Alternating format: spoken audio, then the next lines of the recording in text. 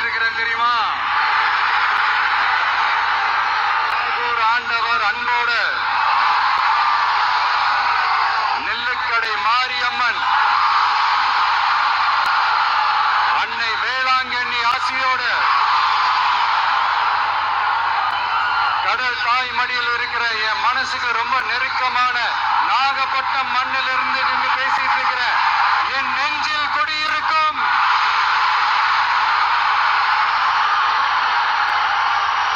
உங்கள் அனைவருக்கும் என்னைக்குமே ஒரு மீனவ நண்பனா இருக்கிற இந்த விஜயோட அன்பு வணக்கங்கள். இந்த கப்பல் இருந்து வந்து இறங்குற இந்த பொருட்களை எல்லாம் விற்கிறதுக்காக அந்த காலத்துல அந்தி கடையெல்லாம் நாகப்பட்டினத்துல இருக்கும்னு கேள்விப்பட்டிருக்கிறேன். மீன் பிடிக்கிற தொழில், மற்ற தொழில்கள், இந்த விவசாயம், எந்த பக்கம் திரும்பினாலும் எப்படி பார்த்தாலும் உழைக்கிற மக்கள் இருக்கிற ஊர் தான் நம்ம நாகப்பட்டினம் ஊர். மத வேறுபாடே இல்லாத அனைவருக்கும் பிடித்து போன மதச்சார்பின்மைக்கு எடுத்துக்காட்டாக வாழ்ற உங்கள் அனைவருக்கும் மீண்டும் என்னுடைய சிரம் தாழ்ந்த ஸ்பெஷல் வணக்கங்கள். இந்த தமிழ்நாட்டில் இந்த மீன் ஏற்றுமதியில 2வது இடத்துல இருக்கிறது நம்ம நாகப்பட்டினம் ஹார்பர் தான்.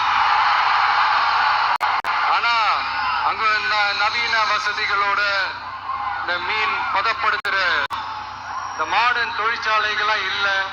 அது மட்டும் இல்ல, இந்த அடிப்படை வசதிகள் கொண்ட இந்த வீடுகள்லாம் இல்லாம ரொம்ப அதிகமா இந்த குடிசை பகுதிகள் இருக்கிற ஊரும் நம்ம நாகப்பட்டினம் ஊரு தான்.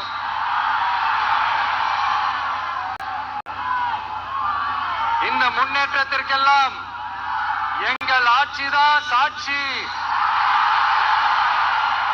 அப்படி இப்படின்ட்டு இந்த அடுக்குமொழியில பேசி அது நம்ம கேட்டு காதுல இருந்து ரத்தம் வந்ததான் மிச்சம். இவங்க ஆண்டது பத்தாதா? இப்படி தவிக்கிறாங்களே நம்ம மக்கள், அது பத்தாதா?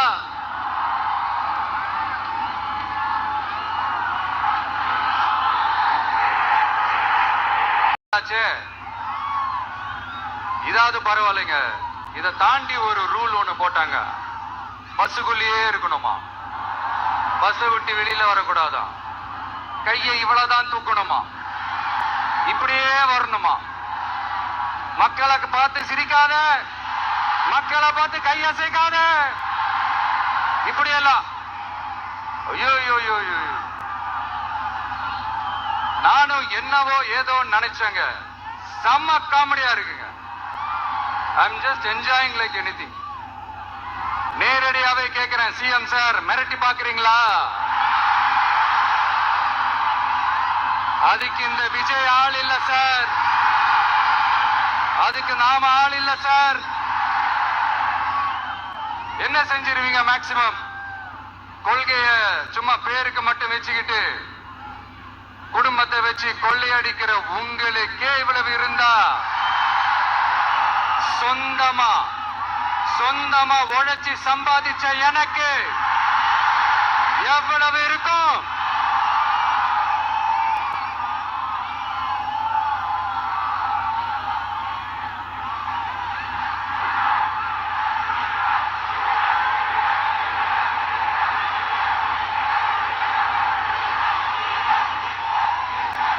தேங்க்யூ நண்பா. என்ன நாங்க பெருசா கேட்டுவிட்டோம்? மக்கள் வந்து நிம்மதியா ஃப்ரீயா நின்று பாக்குறதுக்கு ஒரு இடம், அதை நாங்க தேர்வு செஞ்சு அதுக்கு பர்மிஷன் கேட்கிறோம். ஆனா நீங்க என்ன பண்றீங்க? அந்த இடத்தையெல்லாம் விட்டுட்டு நெருக்கடியோட, மக்கள் நெருக்கடியோட எங்கெல்லாம் நிப்பாங்களோ அந்த இடமா பார்த்து செலக்ட் பண்ணி தரீங்க. உங்க எண்ணம் தான் என்ன சார்? நான் அவங்கள பார்க்க கூடாது, அவங்களோட பேசக்கூடாது, அவங்க குறைகளை கேட்க கூடாது, அவங்களுக்காக குரல் கொடுக்க கூடாது, என்னதான் சார் உங்க எண்ணம்? சரிங்க சார், ஒரு அரசியல் தலைவன் அப்படின்றதெல்லாம் மறந்துருங்க. ஒரு சாதாரண ஒரு தமிழ்நாட்டு மண்ணோட ஒரு மகனா, ஒரு நம்ம தமிழ் மக்களுடைய ஒரு சொந்தக்காரனா, என் மக்களை, என் குடும்பத்தை, என் சொந்தங்களை நான் பார்க்க போனா என்ன பண்ணுவீங்க? அப்பவும் தடை போடுவீங்களா? வேணாம் சார். இந்த அடுக்குமுறை, இந்த அராஜக அரசியல்லாம் வேணாம் சார். நாம ஒண்ணு இங்க தனியால் இல்லைங்க சார். மாபெரும் மக்கள் சக்தியோட பிரதிநிதிங்க சார். மாபெரும் பெண்கள் சக்தியோட சகோதரன் சார். மாபெரும் இளைஞர் இயக்கமா இருக்கிறோம் சார். மறுபடியும் சொல்றேன், 2026ல ரெண்டு பேருக்கு நடுவுல தான் போட்டியே. ஒண்ணு இன்னொன்னு, ஒண்ணு இன்னொன்னு.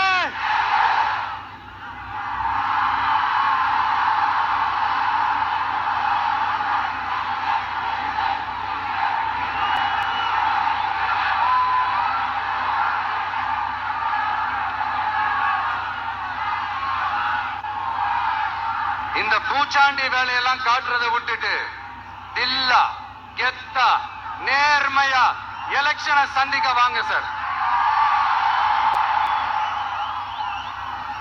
பார்த்துடலாம் சார். கொள்கையை பேருக்கு மட்டும் வச்சுக்கிட்டு குடும்பத்தை வச்சு தமிழ்நாட்டை கொள்ளையடிக்கிற நீங்களா, இல்ல தமிழ்நாட்டில் இருக்கிற ஒவ்வொரு வீட்டுக்குள்ளேயும் ஒருத்தனா இருக்கிற நானா, இந்த விஜயா? பார்த்துடலாம் சார். இனிமேலும் இந்த தடைகள்லாம் போட்டீங்கன்னா நான் நேரடியா மக்கள்கிட்டயே பர்மிஷன் கேட்டுருவேன். மக்களே நீங்க சொல்லுங்க, நான் உங்களை பார்க்க வரக்கூடாதா? நான் உங்களோட பேசக்கூடாதா? உங்க குறைகளை நான் கேட்க கூடாதா? உங்களுக்காக நான் குரல் கொடுக்க கூடாதா? இப்படி நமக்கு தடையா போடுறாங்களே, இந்த திமுக அரசு மறுபடியும் ஆட்சிக்கு வரணுமா? உங்க நல்லதுக்காக நம்ம உங்க டிவிக்கு ஆட்சி அமையணுமா? சத்தமா சத்தமா கேட்டுச்சா மை டியர்? ஏம்பா, நான் தான் அப்பவே சொன்னல, அவருக்கு ஆசையா பாசமா கூப்பிட்டா பிடிக்க மாட்டேங்குது. ஏன்பா மறுபடியும்? கேட்டுச்சா சிஎம் சார்?